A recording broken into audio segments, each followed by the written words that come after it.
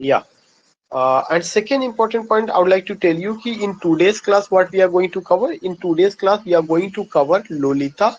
Lolita को चूंकि already in my previous lecture I had gone with the author of Lolita, Vladimir Nabokov, उनका life, उनका पूरा आप कह सकते हैं कि जो उनका करियर था वो सारा चीजें हम लोगों ने कवर किया था. But in today's class I will cover his significant work, that is Lolita, and here you find what, here you find it. This is the book, the first edition जो आया हुआ था.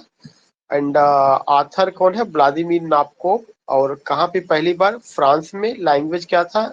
इंग्लिश. जानरा क्या है? Novel है. Publisher कौन सा? Olympia press है.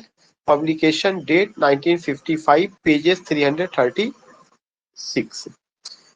Important thing is what? The important thing is that date, place. 1955 में पब्लिश हुआ है. I expect that you will not forget about means Lolita. आप भूलेंगे नहीं Lolita, that it will be here. It will be here. You will never forget it. But what you have to keep in your mind, you have to keep in your mind कि जो author है वो Vladimir नाबकोव है. Country कौन है? France है. Language क्या है? इंग्लिश है. जानरा क्या है? नॉवेल है. पब्लिशर कौन है? ओलंपिया प्रेस है. पब्लिकेशन डेट 1955 है. पेजेस 336 है. This is only the thing जो आपको एट अ ग्लास में कवर करना है. अब लोलिता किसके बारे में है? उन्होंने बताया कि ये एक नॉवेल है लोलिता जो 1955 में पब्लिश हुआ, written by Roshan American novelist Vladimir नाबकोव. क्यों वर्ड आ रहा है रसन अमेरिकन नॉवलिस्ट? क्योंकि रूस में उनका जन्म हुआ था, अमेरिका में उनको सिटीजनशिप मिला हुआ था, तो इसलिए रसन अमेरिकन जो है ये वर्ड आ रहा है. Russian American novelist Vladimir Nabokov. The novel is notable. करें जो नॉवेल है वो नोटेबल है किसके लिए? For its controversial subject. एक उसका कंट्रोवर्शियल सब्जेक्ट है. क्यों है? Because in the novel there is what, there is the eroticism. You can use the word की इट्स एन इरोटिक नॉवेल. ये जो नॉवेल है ये एक इरोटिक नॉवेल है. सेकेंड इंपॉर्टेंट पॉइंट कि इसकी वजह से कंट्रोवर्शियल सब्जेक्ट में है because it shows love affair between a 12 year old girl and a mature man. उसको लेकर के यहाँ पर, और वो मेच्योर मैन ने स्टेप फादर का रोल प्ले किया. और ये खुद जो आपका व्लादिमीर नाबकोव है काफी हद तक आप देखेंगे कि उनकी लाइफ से मिलता जुलता काफी हद तक. The novel is notable for its controversial subject. जो नावल का प्रोटेगोनिस्ट है वो नावल का प्रोटेगोनिस्ट वही unreliable narrator. Unreliable narrator is very important because ये जो कॉन्सेप्ट है अनरिलायबल नरेटर का, इस कॉन्सेप्ट को दिया है वेंसी बूथ ने. तो ये भी एक आपके लिए नया पॉइंट बनेगा. अनरिलायबल नरेटर का कॉन्सेप्ट दिया है वेंसी बूथ ने.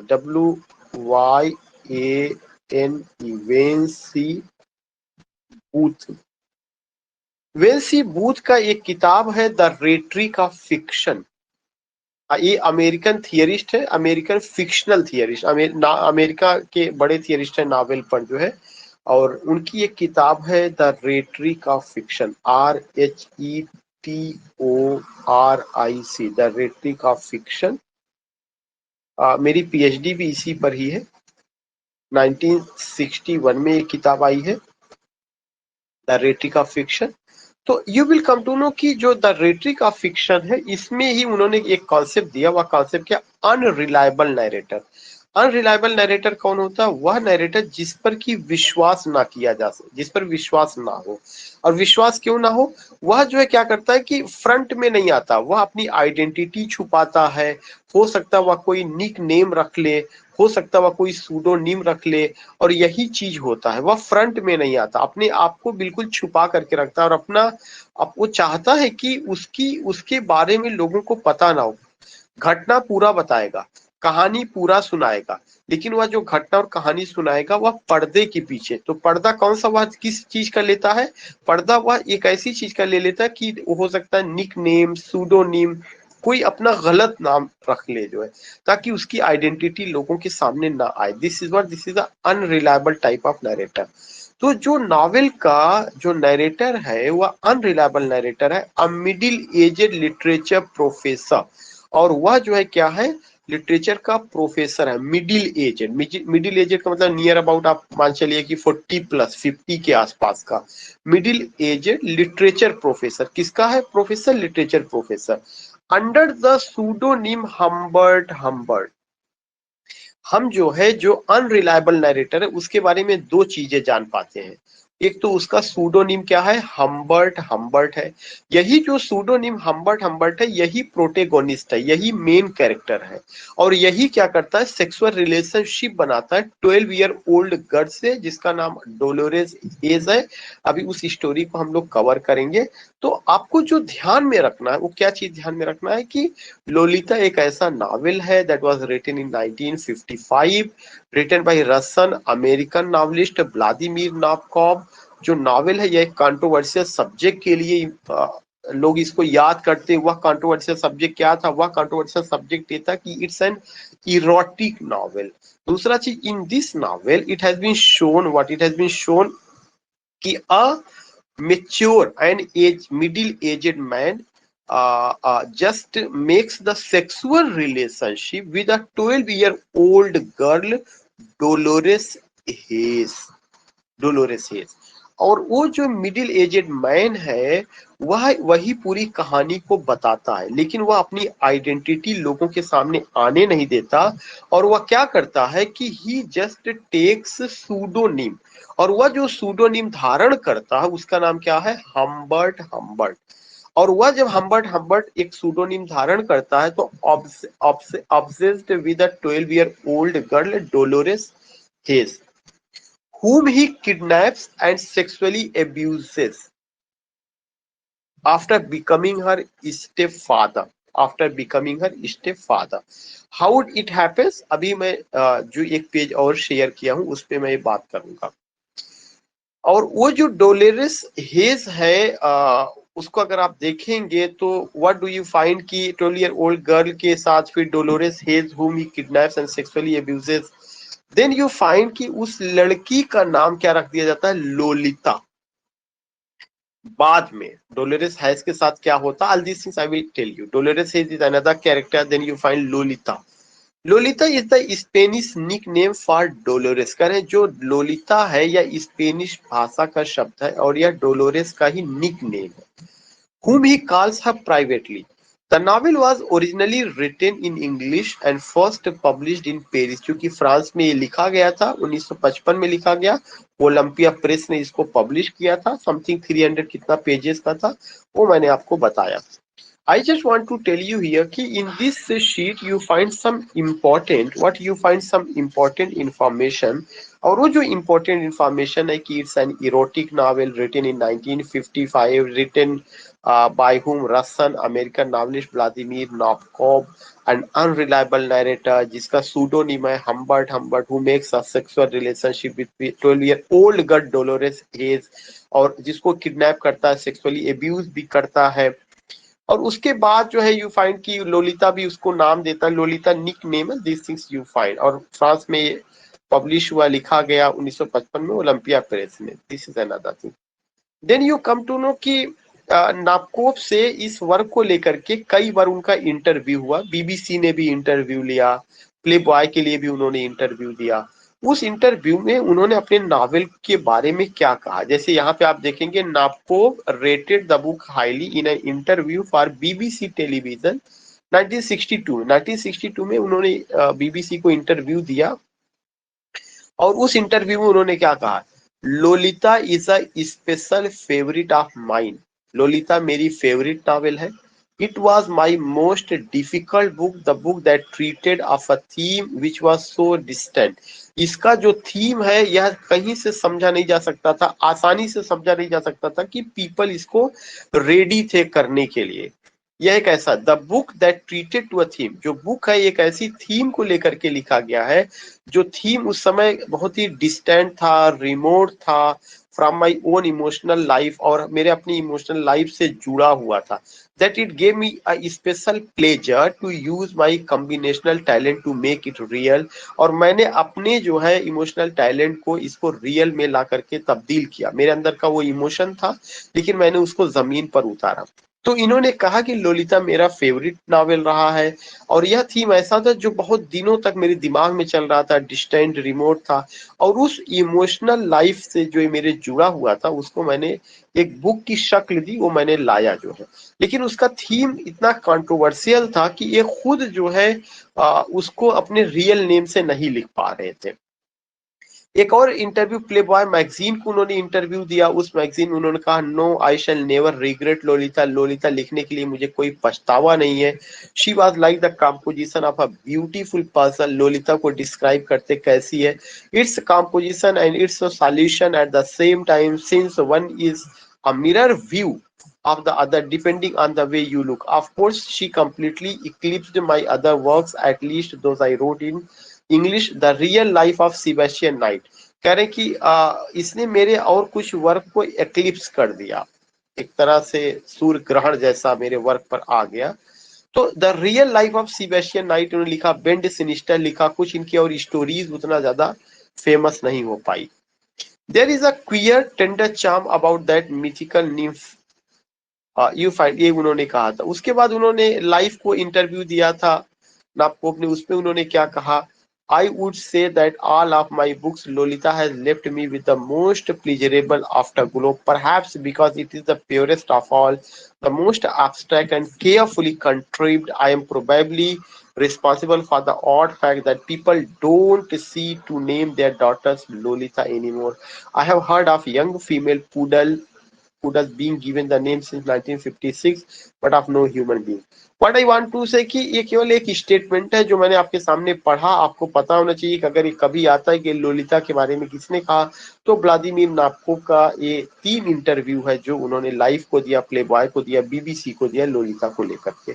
जो सबसे इंपॉर्टेंट पॉइंट आएगा अब इसके बाद का, उसका स्टोरी क्या है। ठीक है, ये राइटर का ओपिनियन हो सकता है, चीजें हो सकती हैं। एक शीट मैंने आपसे शेयर किया है, उस शीट में उसको मैं save and exist. Again, sharing with you another sheet. Share a file.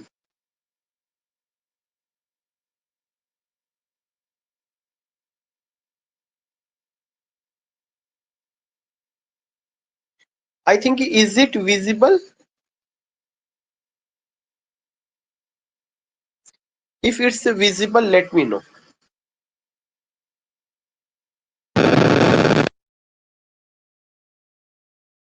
Okay, okay, good.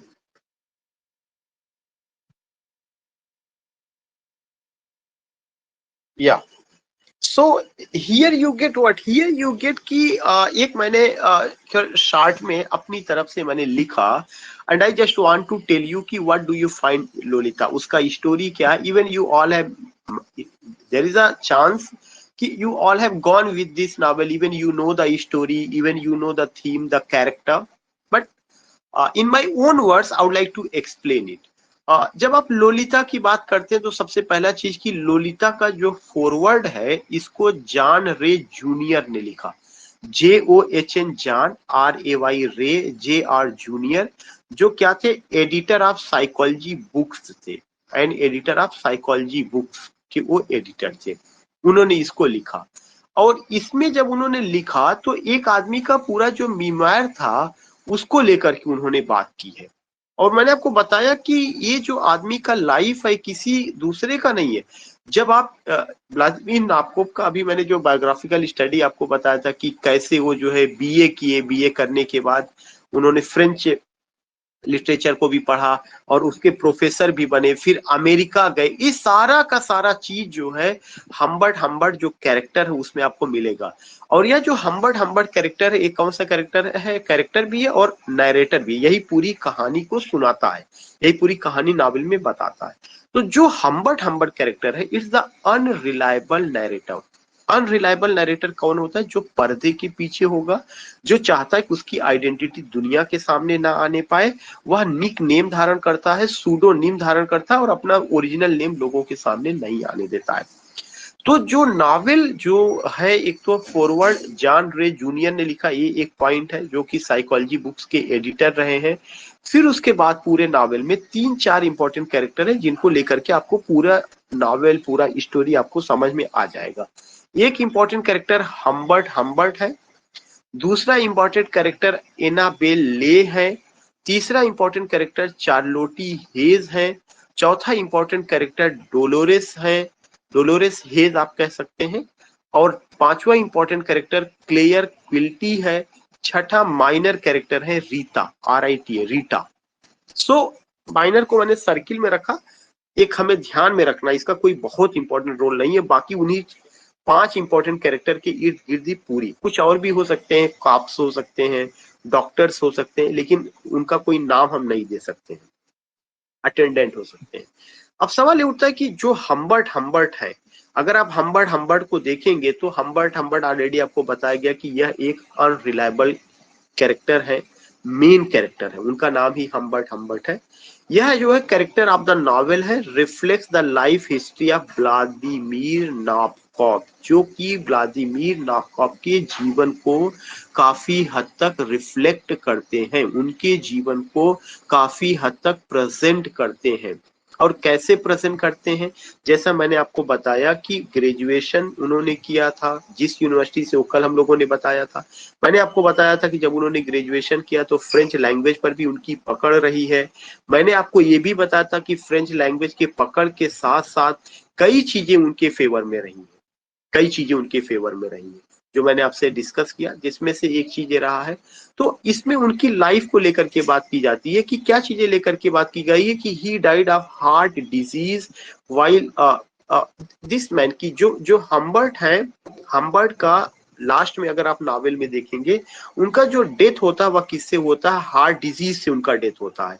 क्यों डेथ होता है, एक तो उन्होंने मर्डर कर दिया था एक आदमी का, मर्डर करके वो जेल, वो ट्रायल में थे, जेल उनका ट्रायल चल रहा था, ये कोई और नहीं है हम्बर्ट और हम्बर्ट ने जिसका मर्डर किया क्लेयर क्विल्टी का ही इन्होंने मर्डर किया हुआ था, दिस मैन का, क्लेयर क्विल्टी का। ये लास्ट की सीन मैंने आपको यहाँ पे बता दिया है। सो अगर आप इनकी पर्सनल लाइफ में जाकर के देखेंगे तो दो चार चीजें बहुत इंपॉर्टेंट है। एक तो उनकी जो डेथ होती है वो डेथ किसकी वजह से होती है, हार्ट डिजीज से होती है। कहां पर होती है, जेल में होती है। वो जेल में क्यों है, बिकॉज ही मर्डर्ड क्लेयर क्विल्टी नाम के एक आदमी का मर्डर उन्होंने कर दिया था। क्यों किया था वो सभी चीजें हम अभी लेकर के आते हैं, लेकिन इस डेथ से पहले, मर्डर से पहले ये जानना जरूरी को कहाँ पैदा हुए, उनकी लाइफ में क्या घटना घटित हुई, क्या और क्या क्या हुआ। जो हम्बर्ट है, उनका जन्म पेरिस में 1910 में हुआ था। एक चीज ध्यान में रखना है, ये सारा चीजें क्या दिखाया गया, केवल जगह बदला गया है, जबकि जन्म इनका रूस में भी हुआ है। हम्बर्ट का जो जन्म हुआ है पेरिस में 1910 में हुआ है, to an English mother and Swiss father. उनके जो फादर, मदर थी इंग्लिश मदर थी, और फादर क्या थे, स्विट्जरलैंड के थे। अगर आपको याद होगा, व्लादिमीर नाबोकोव का जो परिवार था वो व्हाइट पीपल, व्हाइट आप कह सकते हैं पेरेंट्स, और उनको इस चीज का गर्व था कि वो जो है जो रियल रूस के लोग हैं वहां के नहीं है, बल्कि उनके फादर मदर व्हाइट पीपल है, मतलब वो जो है कहीं से दूसरी जगह से आए हुए थे जो है।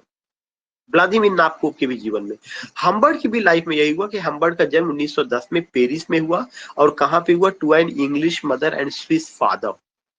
इन्होंने अपना जो बचपन गुजारा, हम्बर्ट ने अपना जो बचपन गुजारा वो कहां पर गुजारा, फ्रेंच में फ्रांस में एक जगह है रिवीरा में इनका बचपन गुजरता है, जहां पर इनकी मुलाकात जो है किससे होती है, ये इनके बचपन की बात है, जहां पर इनकी मुलाकात एनाबेल ले से होती है। This is a character, Annabel Leigh, ANNABEL, ले, LEIGH। इनकी मुलाकात एनाबेल ले से होती है, और यह मुलाकात बहुत ही जल्दी लव में तब्दील हो जाती है। और लव में ही नहीं तब्दील होती, बल्कि देवर in relationship, they made the physical relationship, वे एक फिजिकल रिलेशनशिप बनाते हैं, सेक्सुअल रिलेशनशिप बनाते हैं, और ये उनकी मुलाकात होती है। And then you come to know what, then you come to know about this man, and what is that man, the man is Humbert. यह उनके बचपन की कहानी है। तो अब उनके बचपन का मतलब एडोलिसेंस इशो रहा होगा, 14 प्लस रहे होंगे, 16-17 के रहे होंगे, दैट एनाबेल लेह में भी 12 से लेकर के 14 की रही होगी। अब जब एनाबेल लेह होता है तो एनाबेल लेह की के साथ क्या होता है, ये लव बहुत दिनों तक नहीं चल पाता है, और इस लव के एक कैरेक्टर का प्री एज में या in the prime age of her life Annabel की डेथ हो जाती है। एनाबेल की डेथ। अब हम एनाबेल के बारे में बात करते हैं कि एनाबेल जो ले है, बिलव्ड ऑफ हम्बर्ट हम्बर्ट, या हम्बर्ट हम्बर्ट की प्रेमिका रही है, dies in the prime age, वो अपने टेंडर एज में मर जाती है, फ्रॉम टाइफस, टाइफस डिजीज से। ये भी ध्यान में रखिएगा कि उसकी जो मौत हुई है उसकी प्रेमिका की टाइफस डिजीज से। यह टाइफस जो डिजीज है, एक अगर मैं वर्ड यूज करूं कि क्रॉनिक डिजीज रही है, और उसमें सिम्टम्स तो फीवर का, हेडेक का होता है, लेकिन ये पूरे ग्रुप में फैलता था, पूरे ग्रुप में। तो टाइफस नाम की डिजीज से उसकी मौत हो जाती है, और इस मौत का एक बहुत निगेटिव इम्पैक्ट पड़ता है हम्बर्ट पर, कि वह सेक्सुअली ऑब्सेस्ड हो जाते हैं, सेक्सुअली ऑब्सेस्ड होते हैं उनको जो है। और जो ये ऑब्जेक्शन जो होता है, सेक्सुअली जो ऑब्सेस्ड होते हैं, ये एक डिजीज में कन्वर्ट हो जाता है। वो एकदम उनको साइकोलॉजिकली, वो in the deep core of the heart वो रहता है, उनका एक डिजायर बना रहता था। क्या डिजायर बना रहता था? To make the physical relationship with Annabelle Lee, but Annabelle Lee is no more in this world. She has gone, she has left the world. तमाम चीजें, तो ये एक दूसरी बीमारी में तब्दील हो जाता है, और उसी बीमारी में जब ये तब्दील हो जाता है तो उससे परेशान रहते हैं। And that was the sexually obsessed. और अगर यहाँ पे आप फ्राइड की थियरी को अप्लाई करेंगे तो you can just go with mirror theory भी आप यहाँ पे देख सकते हैं, इब्डो को भी देख सकते हैं, ईगो को भी आप देख सकते हैं जो है। तो ये चीजें वहां पे भी हम देख सकते हैं कि उसका। और हिस्ट्री ऑफ सेक्सुअलिटी जो किताब रही है, उसको भी लेकर के अगर हम बात करें तो साइकोलॉजिकल पर्सपेक्टिव से यह एक इम्पॉर्टेंट पहलू आता है जहां पे हम इसको देख सकते हैं। तो सेक्सुअली वो ऑब्सेस्ड है, और with a specific type of girl. और यह जो उनका सेक्सुअल ऑब्जेक्शन जो है, या ऑब्सेस्ड जो है, वो एक पार्टिकुलर एक उम्र तक की गर्ल को, वह उम्र तक की गर्ल क्या है, 9 to 14 तक की, उसके ऊपर का उनको कोई इंटरेस्ट नहीं। He is not interested to make any relationship अब 14, या आप कह सकते हैं कि to a mature woman, to a mature girl, no, not at all. क्योंकि जिस उम्र में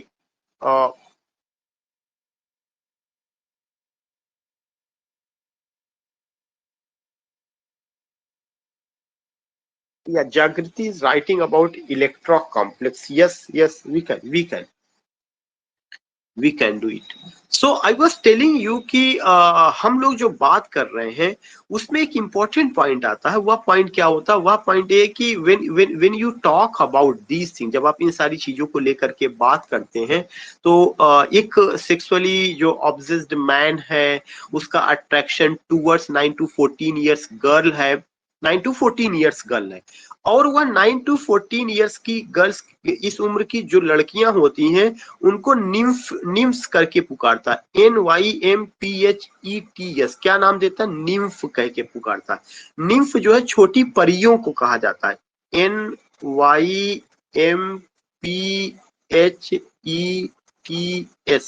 निम्फ कह के पुकारता है उनको। और निम्फ क्या होती, जो छोटी नन्ही परियां होती हैं उनको कहा जाता है, जो निम्फ जो है। तो अगर आप देखिएगा कि एक ऐसा आदमी एनाबेल ले, जिसका अपना एक relationship, sorry not Humbert Humbert, जिसका रिलेशनशिप एनाबेल ले से था, लेकिन Annabel Lee died in the prime age of her life, maybe around 14, around 16। और उसकी डेथ के बाद जो आपका हम्बर्ट हम्बर्ट है, वह सेक्सुअली ऑब्सेस्ड हो जाता है with a specific type of girl aged to 9 to 14, और उसके बाद इस तरह की चीजें होती हैं। अब कहानी का दूसरा पार्ट, ये तो बचपन की कहानी थी जो उसका शुरू होता है। अब इस कहानी को आप एक दूसरे हिस्से में लेके चलिए, और ये देखिए कि ऐसे चीजें इसको और हम और समझ सकते हैं। कहानी के दूसरे हिस्से में अब जो इसकी उम्र है वह मेच्योर एज वाली है। इस दूसरे हिस्से में एंट्री जो होती है, चार्लोटी हेज की एंट्री होगी, डोलोरेस की एंट्री होगी, क्लेयर क्विल्टी की एंट्री होगी, और रीटा की एंट्री होगी। एंट्री कैसे होती है कि ये आदमी प्रोफेसर बन जाते हैं, इनको अपनी किताब लिखना है, और फ्रेंच लैंग्वेज के प्रोफेसर हैं, फ्रांस में और तमाम जगहों पे ये जाते हैं, अमेरिका भी इनका जाना होता है, इंग्लैंड में भी इनका ट्रिप, इनको अपना वो रहता है। उसके बाद चार्लोटी जो आपके हम्बर्ट हम्बर्ट है, ये किराएदार के रूप में मकान तलाश करते हैं। ही इज अ टीनांट, वो एक किराएदार है, टीनांट है, और he just he seeking, you can say कि अपने लिए एक घर की तलाश में है, और जिस घर में वो रहना चाहते हैं उसमें आग लग जाती है। खैर, आग लग जाती है, वो एक घटना दिखाया गया है और चीजें। फिर वो जो है क्या करते हैं, एक दूसरे घर में जाते हैं, और ये दूसरा घर जिसका, वो चार्लोटी हेस का है। ये जो दूसरा घर है चार्लोटी हेस का है। चार्लोटी हेस को भी एक किराएदार की तलाश है, क्योंकि चार्लोटी हेस एक विडो है। उसके हस्बैंड की मौत हो चुकी है, वह विडो है। वो सोचती है कि मेरे भी घर में कोई किराएदार रहे, ताकि मैं जो है लोगों का उपस्थिति मेरे घर में रहे, अकेलापन मुझे ना लगे। एक तो पैसा भी आएगा, दूसरा ये आएगा चहल पहल भी घर में रहेगी। चार्लोटी जैसे ही हम्बर्ट हम्बर्ट को देखती है तो किराए पे तो उसको रखती है, लेकिन उसका जो है अट्रैक्शन फर्स्ट साइट में ही चार्लोटी का अट्रैक्शन हम्बर्ट हम्बर्ट के प्रति होने लगता है। That is another important point कि Charlotte is attracted towards Humbert Humbert. लेकिन जो आपको बीमारी है हम्बर्ट हम्बर्ट का, वह बीमारी क्या है? Sexually obsessed with a special girl, special age group girl. और वह स्पेशल एज ग्रुप क्या है? वह स्पेशल एज ग्रुप 9 to 14 है। तो इसका मतलब ये हो गया कि Charlotte Haze doesn't fall in this category.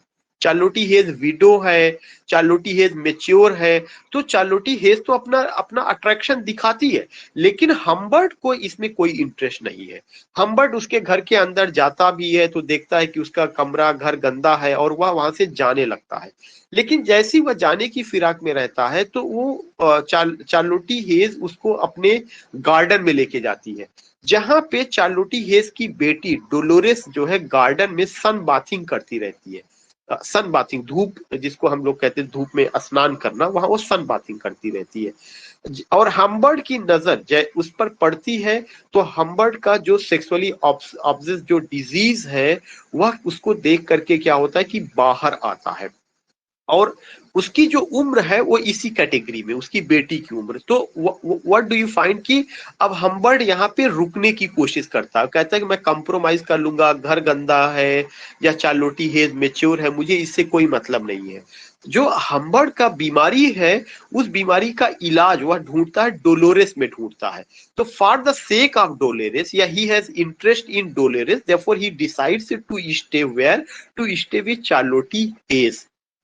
अब जो डोलोरेस है वह एक अभी she is not a mature girl, she is not a mature woman. और डोलोरेस क्या कहे कि उसके अंदर अपना जीवन जीने का अपना उसका तरीका है। She is like a butterfly, थोड़ा सा आप कह सकते हैं कि उसके अंदर चंचलता है, if I use the word. और डोलोरेस शुरू में इस चीज को समझ नहीं पाती, कोई भी नहीं समझ सकता कि what is going on in the mind of someone, what is going on in the mind of someone. तो पूरा कैरेक्टर जितना भी दिखाया गया, कहीं कोई एक्शन नहीं है, कोई अभी मर्डर नहीं हुआ है, सब कुछ थॉट पर है, और सब कुछ एक डिजीज पर, साइकोलॉजिकल अगर हम थियरी को अप्लाई करेंगे, then we will be able to understand this novel beautifully. सब कुछ मन में चल रहा है। अब उसके बाद जो होता क्या है कि जब डोलोरेस को से अब इसके बाद इसकी नजदीकियां बढ़ने लगती हैं, कई ऐसी चीजें वहां पे होती हैं जो मैं इन द सेंस की बहुत शॉर्ट में आपको बताना चाहूंगा। जैसे एक तो सबसे इंपॉर्टेंट चीज ये होता है कि हम्बर्ट हम्बर्ट एक डायरी लिखता है, और उस डायरी में वह अपनी ख्वाहिश जाहिर करता है कि वो इस घर में अगर रुका हुआ है तो किसकी वजह से रुका हुआ है? डोलोरेस की वजह से रुका हुआ है। एक चीज वो डायरी में, वो डायरी जो है चार्लोटी हेज के हाथ में लग जाती है, और वो चार्लोटी हेज उस डायरी को पढ़ लेती है और उसकी नीयत को भांप जाती है। लेकिन इसके पहले एक चीज और बता दें जो इंपॉर्टेंट चीज है, कि चार्लोटी हेज चाहती है कि उसकी बेटी पढ़े, डोलोरेस पढ़े, और पढ़ने के लिए वह उसको कहाँ पे जो है बोर्डिंग स्कूल में भेजना चाहती है। वह बोर्डिंग स्कूल उसको भेज देती है, लेकिन जैसे ही डोलोरेस बोर्डिंग स्कूल चली जाती है, तब जो है फिर से उसका आप कह सकते हैं कि हम्बर्ट हम्बर्ट का एक जो सेक्सुअली ऑब्सेस्ड जो प्रॉब्लम थी वो फिर से शुरू हो जाती है।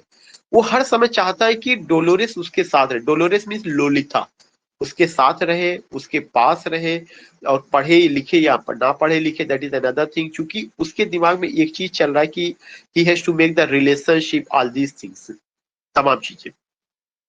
मैंने अभी आपको बताया था कि चार्लोटी हेज को हम्बर्ट हम्बर्ट की डायरी मिल जाती है, जिसमें पता चल जाता है कि why he is stayed here, he is interested not in Charlotte Haze but he is interested in her daughter, in her daughter Dolores.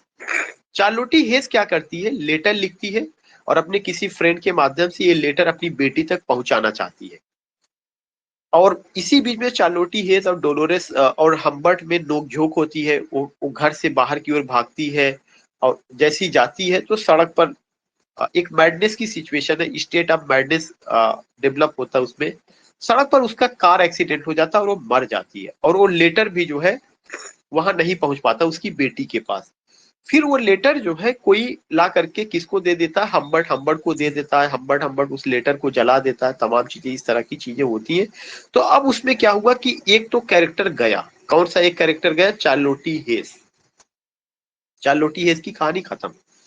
बेटी डोलोरेस कहां पर है, बेटी डोलोरेस जो है आप कह सकते हैं कि बोर्डिंग स्कूल में वहां पर है। अब उसके बाद हम्बर्ट को लगता है कि मेरे रास्ते का जो सबसे बड़ा कांटा था चार्लोटी है, she is no more in this world, जो लेटर वो भेजना चाहती तो वो भी नहीं भेज पाई, तो डोलोरेस को कुछ पता नहीं चलेगा। वो डोलोरेस को लेने जाता है, कहां पर जाता है, डोलोरेस के लेने बोर्डिंग हाउस में जाता है। बोर्डिंग हाउस से जब लेकर आता है तो डोलोरेस पूछती है कि मम्मी कहाँ है, तो बताता है कि आपकी माँ बीमार है, हॉस्पिटलाइज्ड है, हम लोग उनको ले चलेंगे। फिर उसके बाद रास्ते में वो कहता है कि आज हम लोग जो है किसी होटल में रुकेंगे। और जब वो होटल में रुकता है तो उसके साथ इन द सेंस की फिजिकल कांटेक्ट में आता है हम्बर्ट डोलोरेस के। यहाँ से शुरू होता है उसका सेक्सुअल ऑब्सेशन का रिडक्शन जो है शुरू होता है, जो उसकी डिजायर थी वह पूरी होती है। तो अगर आप यहाँ पे थियरी को अप्लाई करेंगे तो थियरी ये कहती है कि if you have some dream, if you have some desire, if that dream or desire is not going to be fulfilled, तो वह deep core of the heart में पड़ा रहता है और वो अनकॉन्शियस लेवल पे रहता है। कभी भी वह कॉन्शियस लेवल पे आ सकता है, ऐसी सिचुएशन होती है। और अगर वह बाहर नहीं निकलता तो वह बीमारी की शक्ल में तब्दील हो जाती है। लेकिन जिन जिन होटल में वे रुकते हैं तो डोलेरस हम्बर्ट को ऐसा लगता है कि कोई आदमी उसका पीछा भी कर रहा है, और वह कोई आदमी दूसरा नहीं रहता, वह आदमी क्लेयर क्विल्टी रहता है। हम्बर्ट को ये लगता है कि जितने होटल में वे रुके हुए थे उतने ही होटल में क्लेयर क्विल्टी भी रुकता है, लेकिन वह अपना नाम बदल देता है। और वह जब होटल के अटेंडेंस रजिस्टर को देखता है तो राइटिंग से पहचान जाता है कि वही आदमी था जो हर जगह रुका हुआ था। अब क्लेयर क्विल्टी की क्या है, क्लेयर क्विल्टी एक फेमस प्लेराइट है। वह एक ड्रामा लिखता है जिसमें आपका डोलोरेस रोल प्ले करती है, जिसको डोलोरेस से का उसका कंट्रीब्यूशन रहा है। लेकिन एक सबसे इंपॉर्टेंट चीज है कि इसके पहले डोलोरेस और क्लेयर क्विल्टी में रिलेशनशिप था। डोलोरेस और क्लेयर क्विल्टी में रिलेशनशिप था। क्लेयर क्विल्टी भी उसी मानसिकता का है जिस मानसिकता का हम्बर्ट हम्बर्ट रहा है। जब ये बात जो है हम्बर्ट हम्बर्ट को पता चलता है तब वह डिसाइड करता है कि वह क्लेयर किल्टी को मार देगा। लेकिन अभी क्लेयर किल्टी जो है क्या है, गायब है, पता नहीं वो कहां पर है। एक चीज और यहाँ पे होती है कि जब जब जो है हम्बर्ट हम्बर्ट और डोलोरेस, या आप कह सकते हैं कि लोलिता तमाम होटल में रुकते हैं, तमाम जगहों पर रुकते हैं, तो एक समय वो बीमार पड़ जाती है। और बीमार पड़ने के बाद उसको हॉस्पिटलाइज किया जाता है। वह हॉस्पिटल में रुकती है एक नाइट के लिए और ये घर चले आते हैं हम्बर्ट हम्बर्ट। और उसी रात में डॉक्टर डिस्चार्ज कर देता है और उसको अपने साथ लेके चला जाता है। और ये कहा जाता है कि वो डॉक्टर उसका अंकल था। जब ये बात पता चलती है वो जाकर के हॉस्पिटल में बहुत ज्यादा आप कह सकते हैं कि लड़ाई झगड़ा करता है। लेकिन वो तभी देखता है कि कुछ लोग आते हैं जिसको पहचान लेता है तो शांति से चला जाता है। कई साल बाद एक लेटर आता है। वो लेटर किसका है, वो लेटर जो है डोलोरेस का ही है, यानी कि दिस लेडी का, जिसको डॉली या लोलिता कहा जाता है। उस लेटर में लिखा है कि उसने शादी कर ली है, वह प्रेग्नेंट है, लेकिन उसके पास पैसे नहीं है, अगर तुम पैसे दे दो तो ठीक होगा। अब उसके बाद हम्बर्ट उस लेटर में जो एड्रेस लिखा रहता है उस एड्रेस को लेकर उस एड्रेस पे जाता है और कहता है कि मैं जो है लोलिता के हस्बैंड को मार दूंगा। वो सोचता है कि लोलिता ने शादी क्लेयर क्विल्टी से कर लिया हुआ है। जब वह वहां जाता है तो उसको पता चलता नहीं, उसने क्लेयर क्विल्टी से शादी नहीं किया बल्कि किसी और दूसरे से शादी किया। क्लेयर क्विल्टी ने तो उसको धोखा दिया था, क्लेयर क्विल्टी ने तो क्लेयर क्विल्टी को उसने काफी पहले ही छोड़ दिया था। वह वहां जाता है, लोलिता से बार बार कहता है कि तुम अब इस घर को छोड़ दो, मेरे साथ चली चलो, लेकिन वो जाने को तैयार नहीं। अब इस समय उसको लगता है कि he was in love with Lolita, उसको एहसास होता है। गन लेता है, गन लेने के बाद जाता है, क्लेयर क्विल्टी का मर्डर कर देता है। और उनकी जो लाइफ है लोलिता प्लस उसके हस्बैंड का, जो दूसरा उसका हस्बैंड वो चल रही है, वो प्रेग्नेंट है, उसको बेबी होने वाला है, तमाम चीजें ऐसी होती है। क्लेयर क्विल्टी भी अब जो है मारे जा चुके हैं। और क्लेयर क्विल्टी के जो मर्डरर है हम्बर्ट, इनको पुलिस गिरफ्तार कर लेती है, जेल में ले जाती है जहां इनका ट्रायल होता है, जहां पे हार्ट डिजीज से इनकी मौत हो जाती है। तो Clare Quilty 1, Charlotte Haze 2, Humbert Humbert 3। Lolita भी जैसी ही बेबी को जन्म देती है वो भी मर जाती है। तो लोलिता भी नो मोर बेबी के जन्म देने के बाद। रीटा केवल एक अल्कोहलिक यंग गर्ल है जिसका कोई खास रोल नहीं है। काफी समय तक हम्बर्ट हम्बर्ट उसके भी रिलेशनशिप उसके साथ रहता है उनका लोलिता के जाने के बाद। तो रीटा का कोई बहुत नहीं, रीटा कैरेक्टर आपको ध्यान में रखना है। पूरी स्टोरी साइकोलॉजिकल पर्सपेक्टिव से समझा जा सकता है, जिसमें इलेक्ट्रा कॉम्प्लेक्स की बात जागृति ने किया, और इडिपस कॉम्प्लेक्स की बात है, साइको एनालिटिक थियरी है, सेक्सुअली ऑब्सेस्ड जो एक डिजीज है उसको, डिजायर की बात है, काम की बात है, लस्ट की बात है, पैशन की बात है। इसी सबको देख करके इस नावल को कहा गया कि इट्स एन इरोटिक नॉवल, कि यह एक इरोटिक नॉवल है। तो अब इसमें ऐसा बहुत नहीं रहा जो मैं और किसी चीज को खींचूं। जितनी चीजें थी मैंने आपको बता दिया। अनरिलायबल नरेटर क्या है मैंने आपको बता दिया, किस कंडीशन में लिखा गया, क्या क्या चीजें रही है। इसी को थोड़ा सा तैयार करने में, क्योंकि अगर ये शीट नहीं होती तो आपको मैं आसानी से समझा नहीं पाता, इसी को तैयार करने में मुझे 10-15 मिनट लगता था। This is why I got delay. तो I think that I have done. बाकी जो है I think you have enjoyed. अगर आप चाहेंगे तो मूवी देख लेंगे, 10-15 मिनट का लेक्चर भी यूट्यूब पे तमाम और पढ़ा है, उसमें आपको समझ में आ जाएगा क्या क्या चीजें रही है, और बाकी कैरेक्टर्स इंपॉर्टेंट रहा, नावल को लेकर क्या और क्या क्या रहा। तो thanks for joining this session. Thanks Krish, thanks Shweta, Manju, Arifa, Neha, Suman, Shubham, Sadhana and Jagriti. Thanks to all of you. Meet you tomorrow. I think कि विद सम क्वेश्चंस। कल से मैं उम्मीद है कि मैं कुछ टेस्ट सीरीज या कुछ क्वेश्चंस लेकर के आऊंगा। तो मीट यू टुमारो, कल मुलाकात।